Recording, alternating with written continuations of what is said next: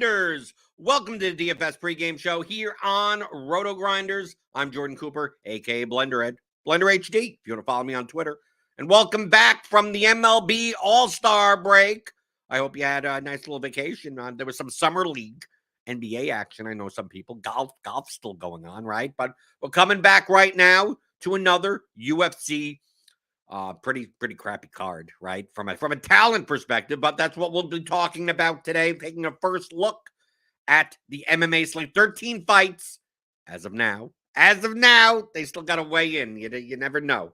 But we got 13 fights as of now. It's a bit of a late start. 7 p.m. slate tomorrow, which means tomorrow I'll be on with Mike H3 Buddha Brown, 6:30 Eastern for crunch time. So check that out. That's a free show here on YouTube. Hit that thumbs up button. Hit the like button. Hit the subscribe button. Hit the notification bell. Hit everything you want. Good morning to the chat, the YouTube chat, the early birds. Right? What has been bored this week? That's nice. DFIC, Robin Taylor, Andrew Garcia. Good morning. Good morning. It's Fighting Friday.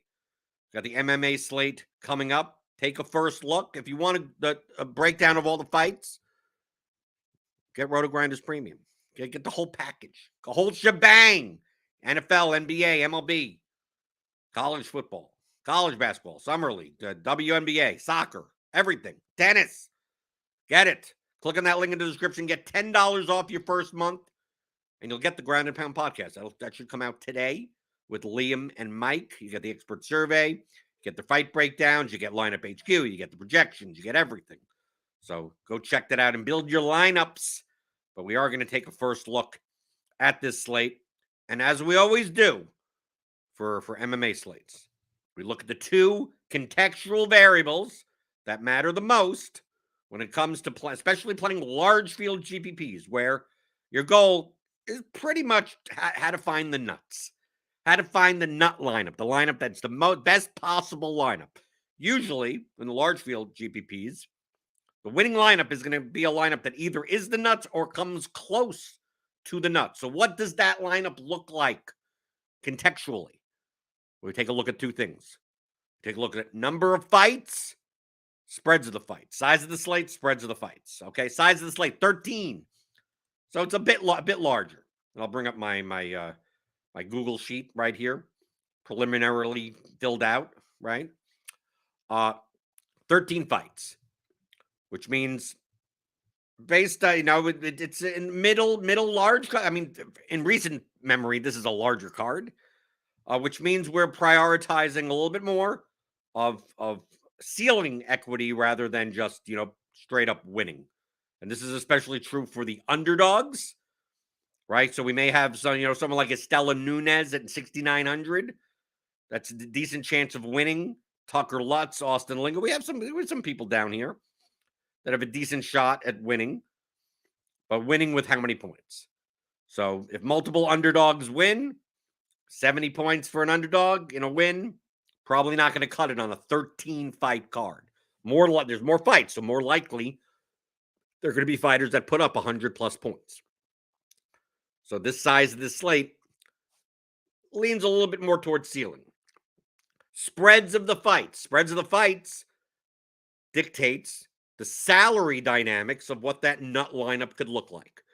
So in a slate where there's a lot of heavy favorites, means there probably not many underdogs are going to win, if any, right? Which means the nut lineup is more likely to be closer to $50K in salary.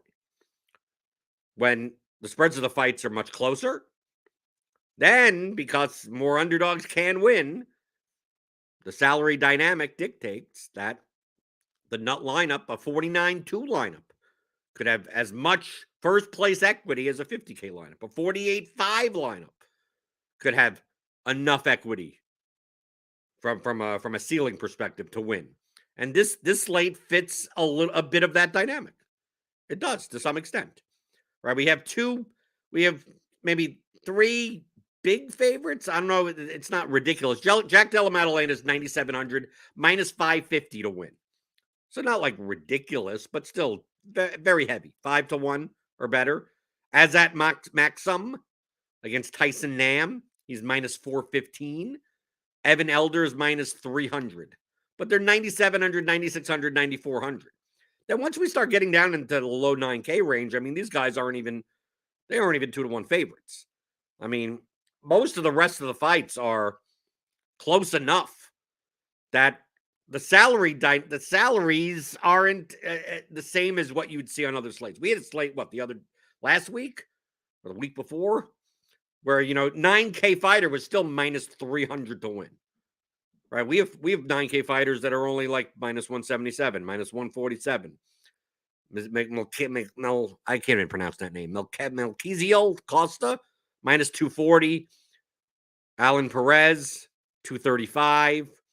And then 8,700 down is like practically pick'ems, right?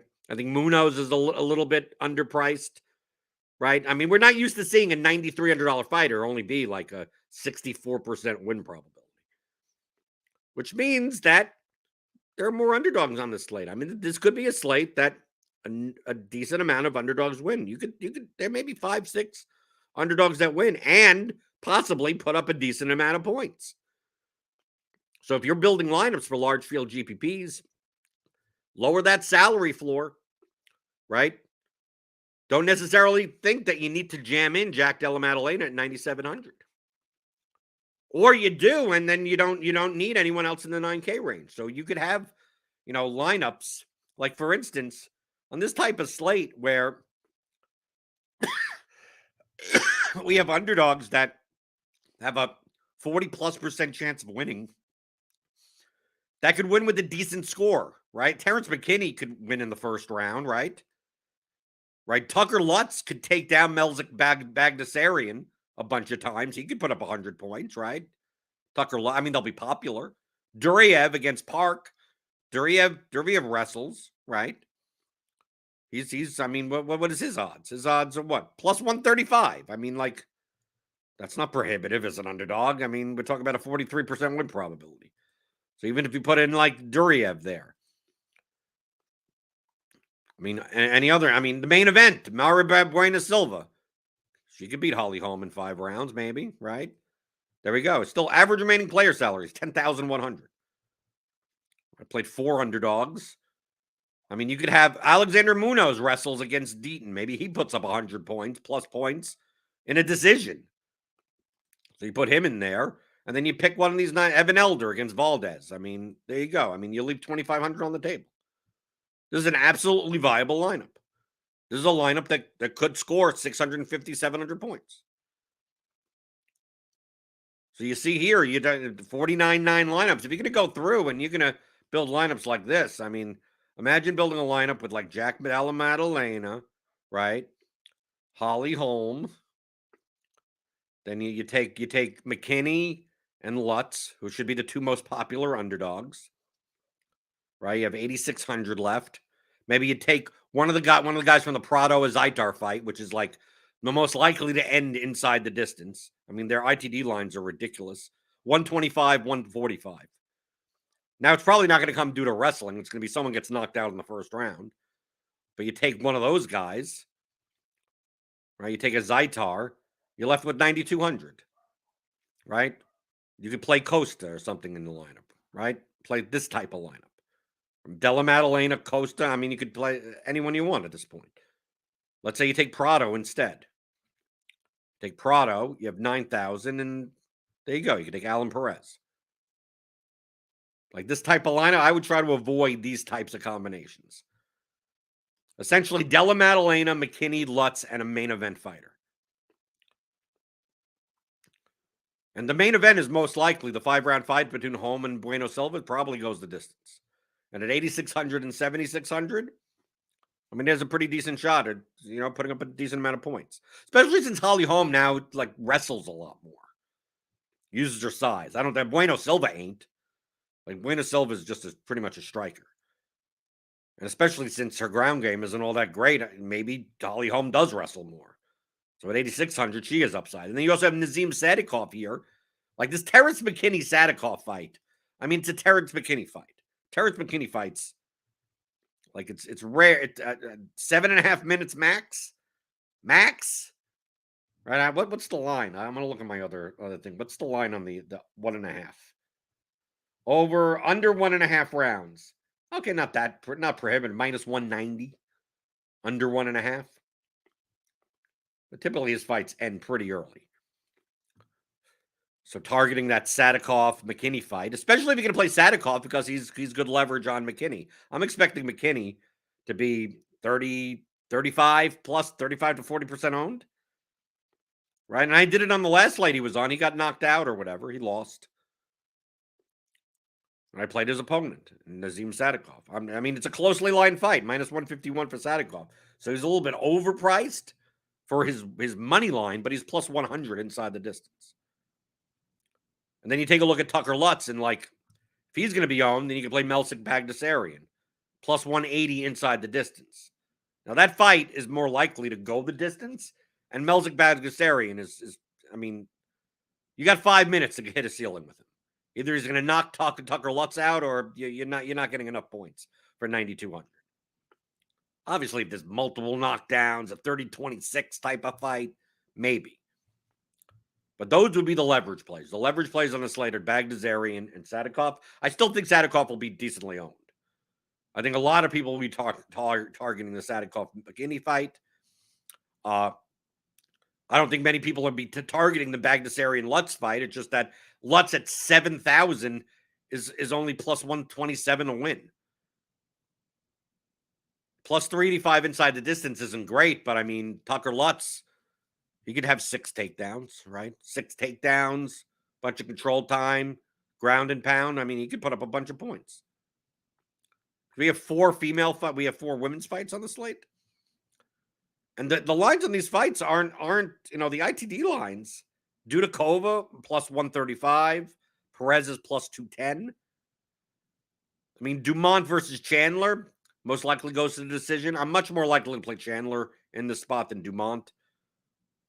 I mean, without a knockout, I mean, Dumont really doesn't do anything. Plus 525 inside the distance, which is one of the worst lines on the slate.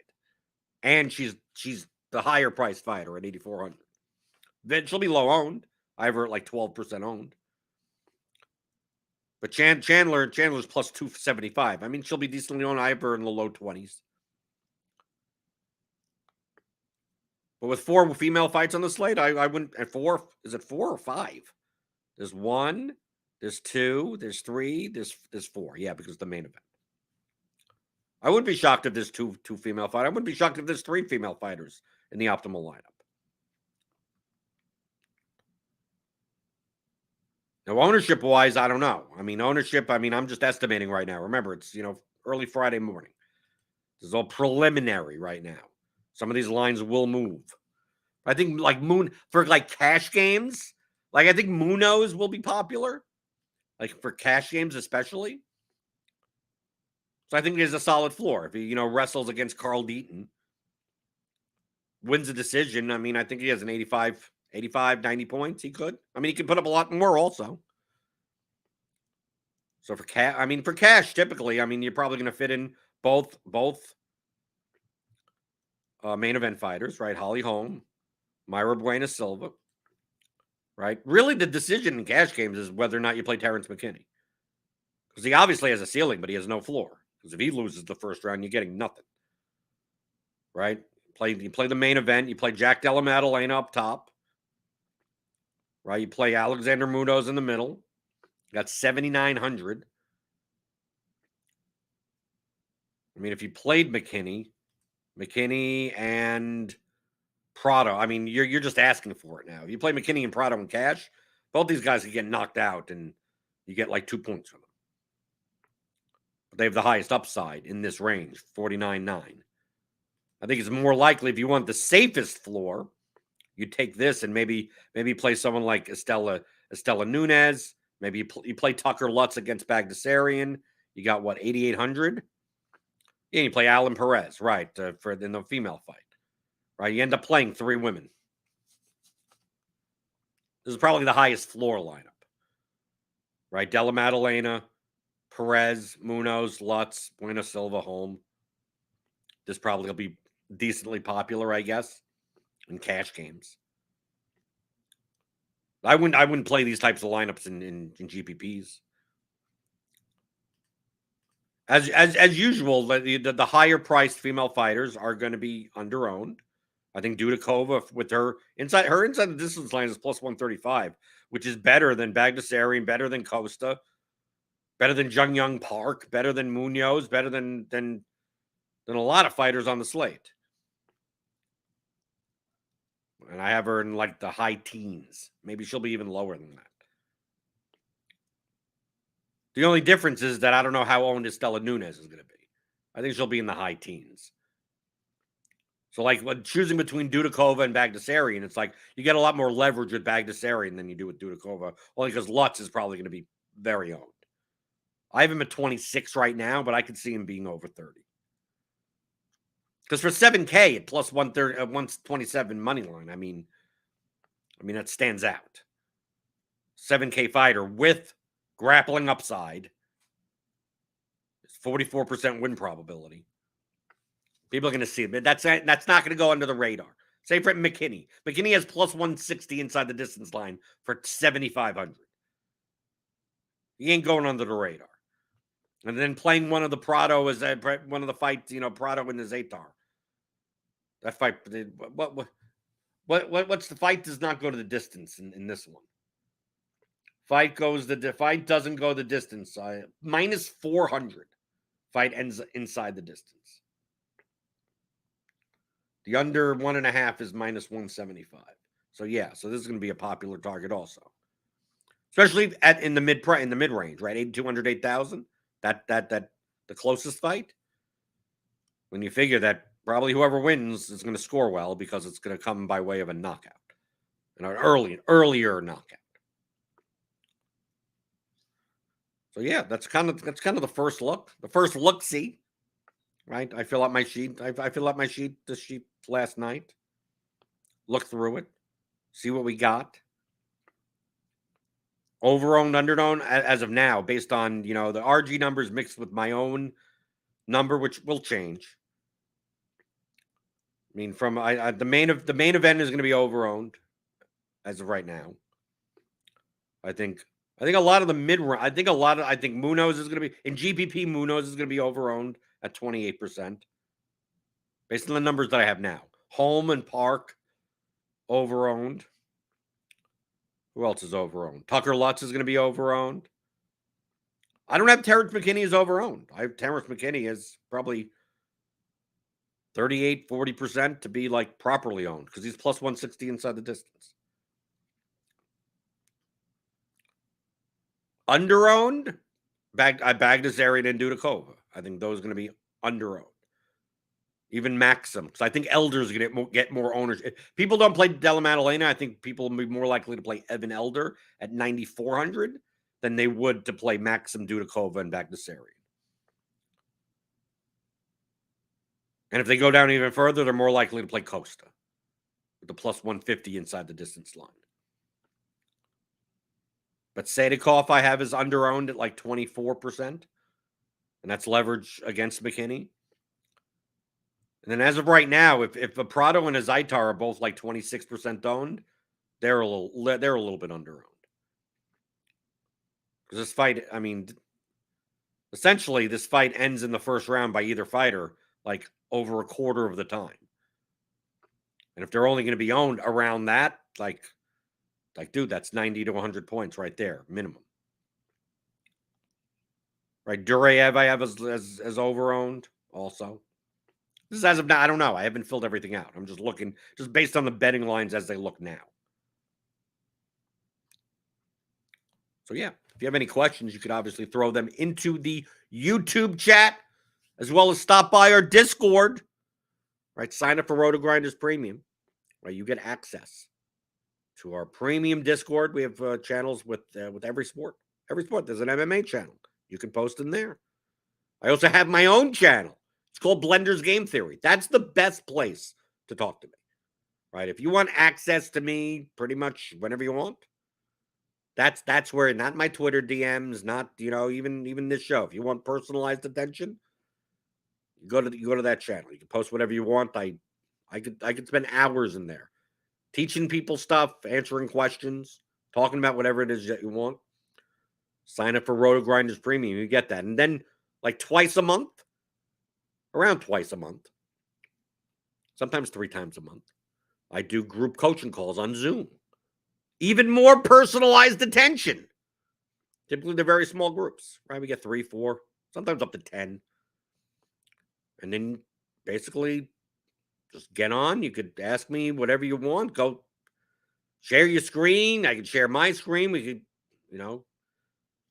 get individualized help. You want to show me your roto tracker. You want to show me, your process, your Excel stuff, or anything you want.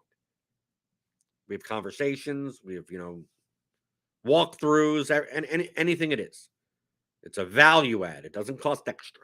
All you have to be is a RotoGrinders premium subscriber. And you know what? The next one of those is in 35 minutes. So I'm doing one of those at noon today, right? And all you have to do is join that channel, sign up for RotoGrinders Premium, join the Discord. You'll see the Blenders Game Theory channel. Then I post a link 5 minutes before we start. And if you could even sign up for my alerts in there, if you put the little exclamation point in my name, it'll sign you up to the Discord alerts.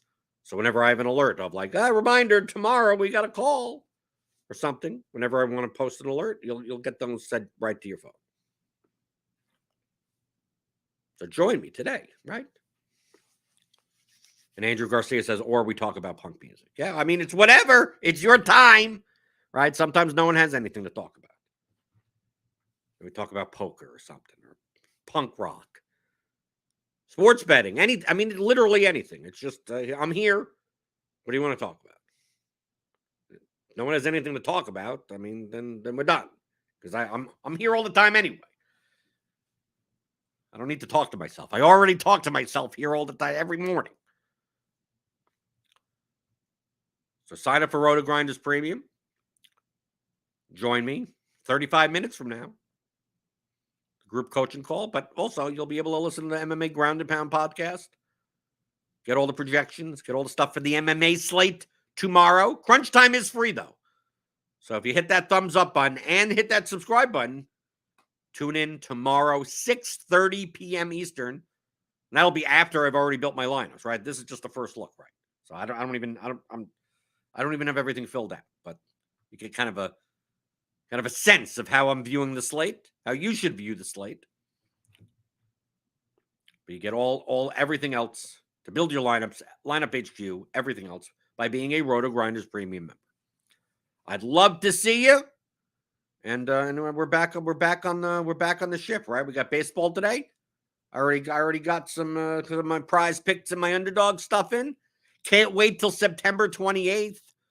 You know what's September 28th? The official launch of mobile sports betting in the state of Kentucky.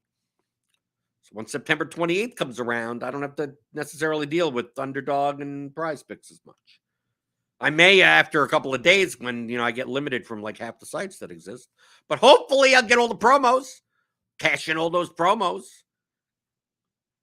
We can talk more about that. We can talk about sports betting. We can talk about DFS. We can talk about baseball. We can talk about MMA. You got NFL coming up soon. I don't play the preseason, but if you have any questions about that, feel free.